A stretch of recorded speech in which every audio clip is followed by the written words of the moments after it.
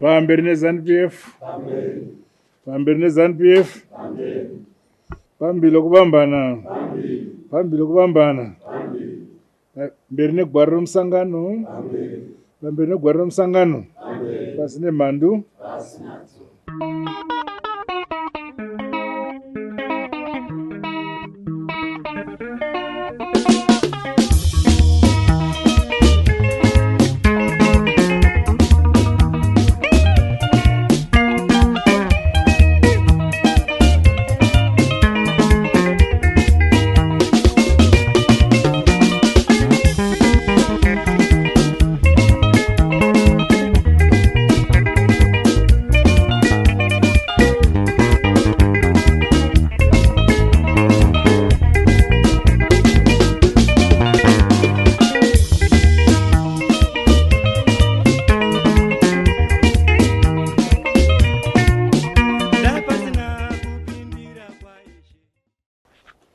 Well, in terms of our agenda, I have to make open remarks. And before that, apologies. I'm given here Vice President Kemba Mohadi, Tuma ku Kenya. On the Bushawa, Tuma on the mission. Dr. Ngoni, Ostembiso Ngoni. Rufu, I understand there is some bereavement. Zambia, I think, is in Geneva for government business. Comrade General Geje.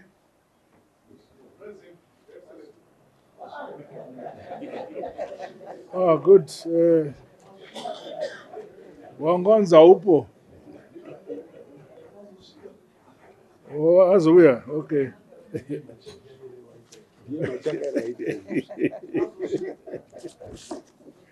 Okay. Okay. So that's about our apologies.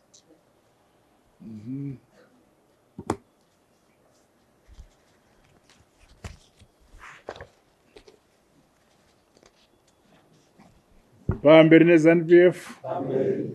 Pamberi neZANU-PF. Pambili okubambana. Pambili okubambana. Mberi negwaro romusangano. Pamberi negwaro romusangano. Pasine mhandu.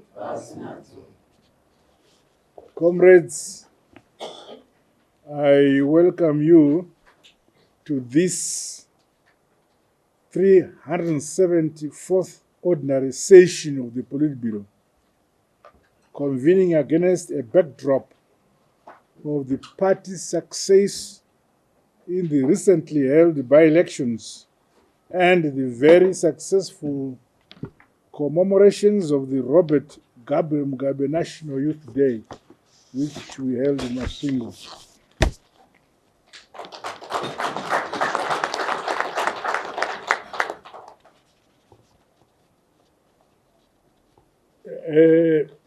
I should mention that the former First Lady, Grace Mugabe, says she was surprised that we held the commemoration, the Gabriel Mugabe National Youth Day. That no, it's institutional. It's not an individual thing. That is just a name, but it's now an institution which we shall continue to observe. So she conveyed that she was very happily pleased that the party recognizes Mugabe. You see, we are surprised that you are surprised.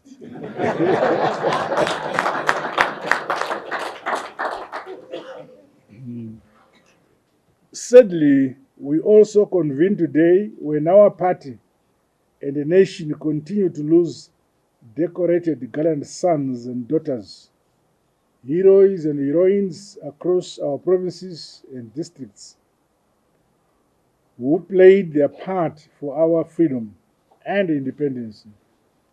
Earlier this year, we laid to rest the late national hero, Comrade Kenny Zai Mabuya, at our national hero Zeka. At the regional level, we received with solemn shock and grief the news of the passing on of a revolutionary par excellence, a freedom fighter and a brave son of Namibia. The President of Namibia, His Excellency Dr. Hage Geingob. In him, our country has lost a consistent and a dependable ally. The SADC region and the African continent as a whole have been robbed of a steadfast, principled statesman and a pan-Africanist. I invite the Politburo to please rise as we observe a minute of silence in honor of the late third President of the Republic of Namibia, His Excellency Dr. Hage Geingob, as well as those heroes and heroines who passed on throughout the country since our last meeting.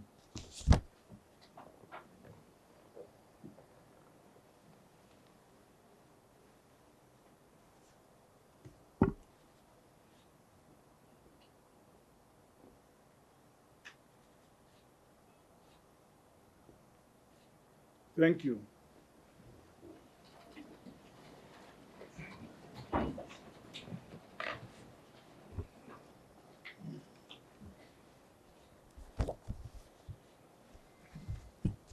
May their souls continue to rest in eternal peace.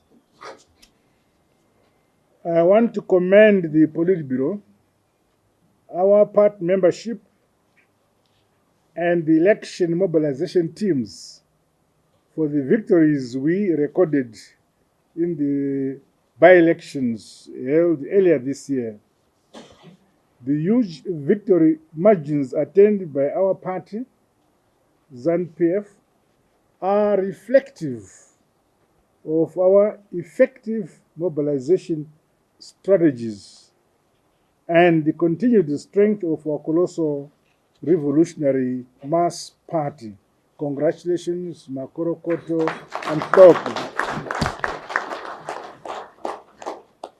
Our resounding victory in Chegutu West, Seke, Goromonzi South, Mukoba North, Pelandava Chavalala, and the Zimba East constituencies, as well as in various local authorities, must see us consolidating our gains and entrenching the people-centered ideology, values, and the principles of our party, ZANU-PF.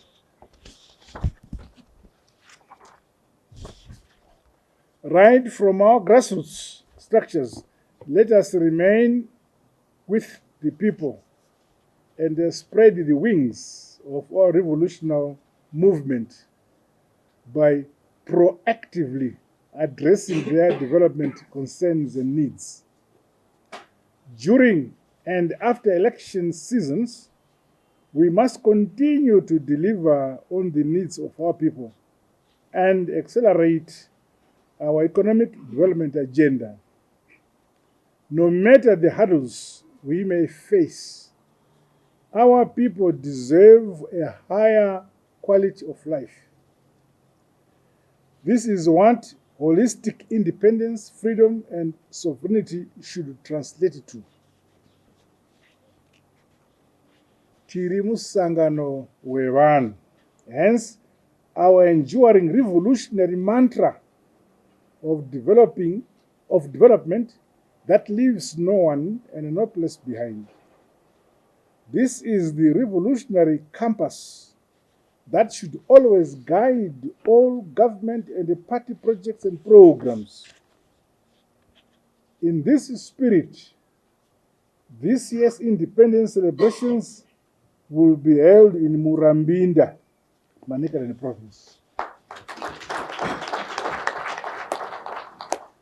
This event will yet again allow us to celebrate our rich liberation war history with the ordinary people at the grassroots level who remain the true beneficiaries of all our efforts.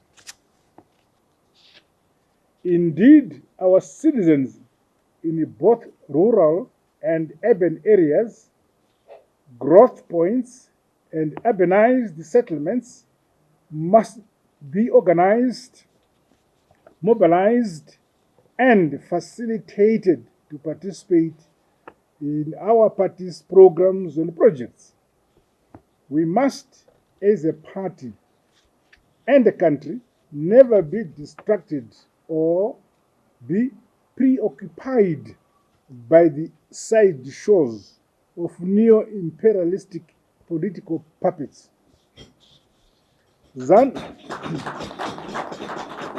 ZANU-PF keeps marching forward, modernizing and industrializing our beloved motherland, Zimbabwe. We are scaling up the development of our local capacities and capabilities, guided by our international relations philosophy, and that is, we are friend to all and enemy to none. All sectors of the economy are well on course in the exploitation of the immense opportunities in the international markets and the global value chains. Comrades, I was pleased to be received and address the multitude of our youths in Masvingo province as we celebrated National Youth Day. Those of you who were able to attend can confess to how our people still remain united. Well done to the Youth League and the young people of our country for such a superb demonstration of organizational ability and the clarity of intentions with regards not only protecting our liberation war heritage, but advancing the current national development epoch. Congratulations, the youth. Kana tikafa hatidzoki kumakuva nekuti muri kugona, otherwise omuka zvipoko tikakusvasvangai. I urge all our young people to continue on this very good trajectory and harness the demographic dividend, diverse skills, and youthful zeal to propel nation-building programs and projects. Always remain mindful that nyika inovakwa, inotongwa, inonamatirwa nevene vayo. Ilizwe lakiwa likulekelwe navanikazi valo. Shanasiya.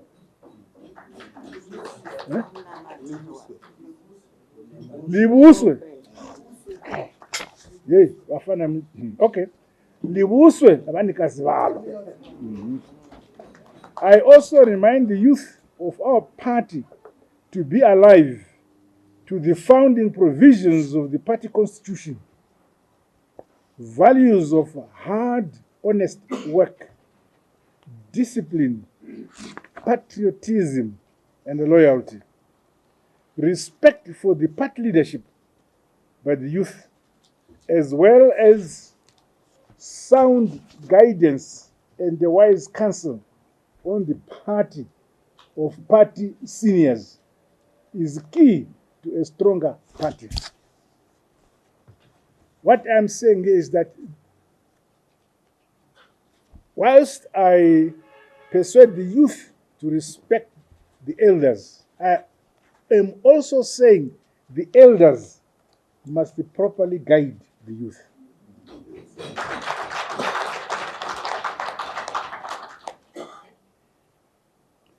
I am now looking forward to officiating at the programs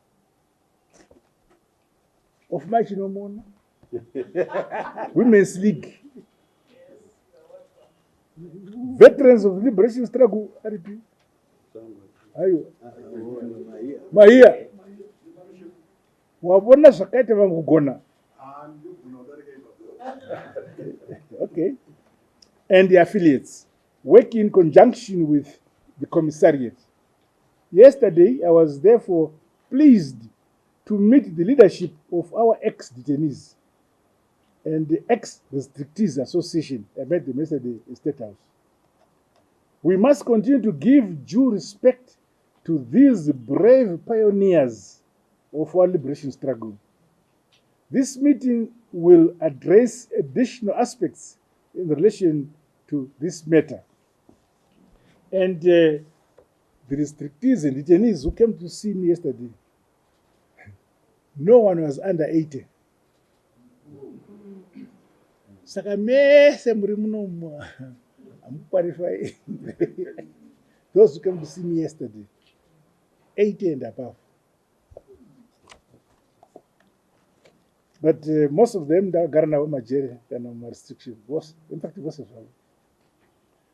By the same token, last week I launched a book on redefining Zimbabwe's education system, which highlights the importance of writing our own history using our narratives and telling our own success stories.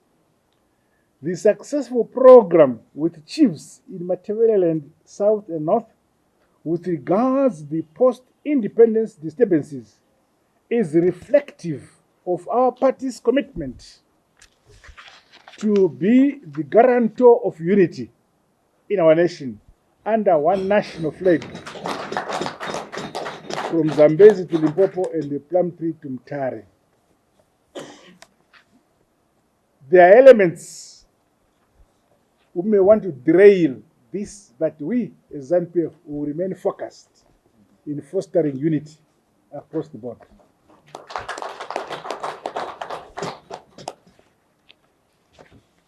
Comrades, the outlook for the 2023-2024 summer agriculture cropping season is a testimony of the glaring negative impacts associated with climate change. However, I want to commend our farmers who, despite the prediction of the El Nino effect, worked hard to till their land, leveraging on our climate-proofing agriculture programs and model. Their resilience, hard work and ethic, and the continued hope is applauded.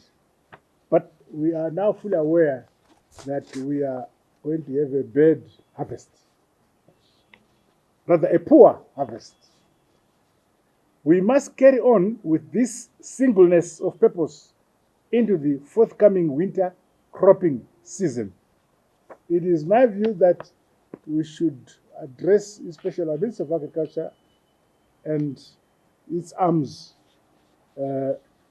make sure that our winter cropping is vast to compensate the current dry season. So far, the ZANU-PF government has already set plans in motion for the winter cropping season. We are a nation capable of feeding ourselves.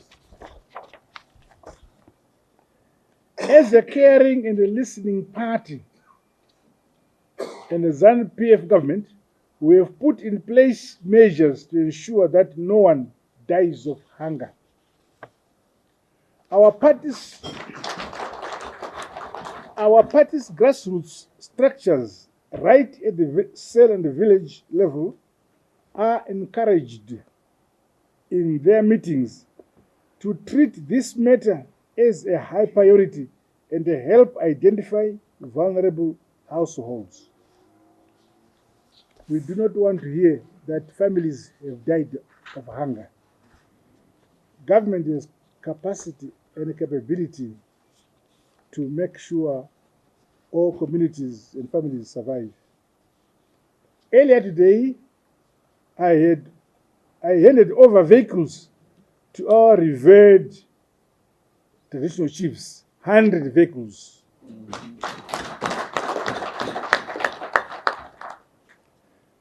Our chiefs are the historical custodians of our land and our culture. This gesture is in line with the ZANU-PF government's commitment to ensure that their dignity, the dignity of chiefs, is upheld, whilst ensuring that they can efficiently conduct their critical duties. On the international front, my recent participation at various global summits highlights the success of our engagement and re-engagement policy. This is in turn positively impacting overall investments and partnerships across all sectors of our economy. The call by various friendly nations from the region and beyond for the unconditional removal of sanctions is much appreciated. The developing trade convergences on both the African continent and the global south present broadened opportunities which our country must exploit at the government to government, business to business, and the people to people levels. The party should guide discussions around these trends and provide the requisite thought leadership. Our members, especially the youth, must be appropriately equipped to be active participants in the unfolding continental and global realities.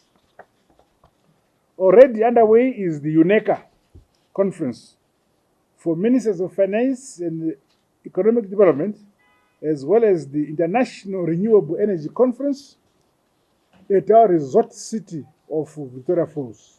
These are international conferences which the world has chosen to host, for Zimbabwe to host. The hosting and overwhelming attendance of such meetings serve as a vote of confidence in our country.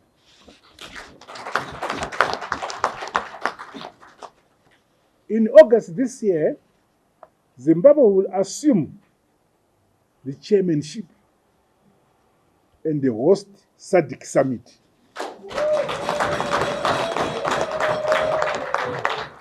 Preparations for a successful event have begun in earnest. In this regard, I call upon all party structures to support related events, projects, and activities. The SADC summit will be here. So, we want all our people to support this event. In concluding, may I emphasize that unity, peace, and stability remain critical ingredients in our ongoing national development agenda. I call upon our communities to remain focused on our ongoing quest to build a brighter and a more prosperous future in all sectors, and the attainment of Vision 2030, which we have set for ourselves. All forms of production and productivity, no matter the size, are important and contribute to our economic growth trajectory. Let us continue the culture of hard, honest work in our beloved motherland, Zimbabwe. As the leadership of the party, let us always preach unity, preach hope and love, and preach harmony among our people. Let us now turn to our agenda today. Thank you.